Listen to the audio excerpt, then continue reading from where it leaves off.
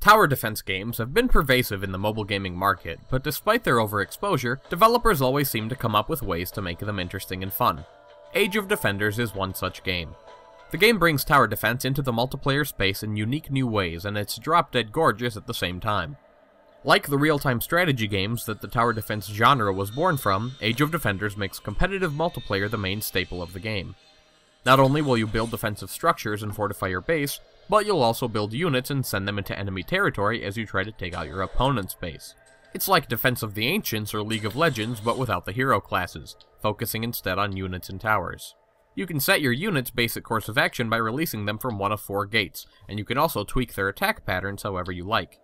Aside from the main multiplayer focus, there are several single-player practice missions, 1 tutorial mission and 5 normal ones. The first 4 of these normal missions are regular tower defense games, focusing on defense only. This is a solid tower defense game, and it mixes things up in several ways. For one thing, enemies will not only kamikaze your base, but also your towers, crippling your defenses. You always have a steady flow of resources, but like RTS games, you can build structures in special areas to increase that amount, like your classic Vespene gas geysers from StarCraft. These levels are pretty challenging, even on the easy difficulty.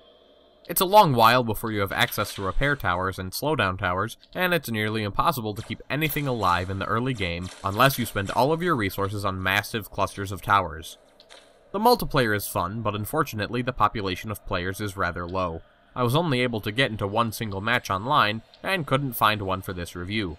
I don't have enough experience with it to fully analyze it, but I can say that it all seems pretty excellent.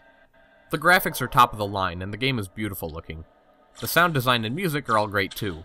Of course, this is because it's optimized and exclusive to tablet devices, which probably explains the low population.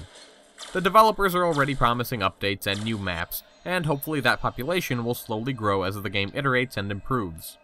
You can get your hands on it for the low price of $3. While I really enjoyed it and believe that most tower defense fans will also enjoy it, it's hard to recommend it unless you have someone else you can play online with.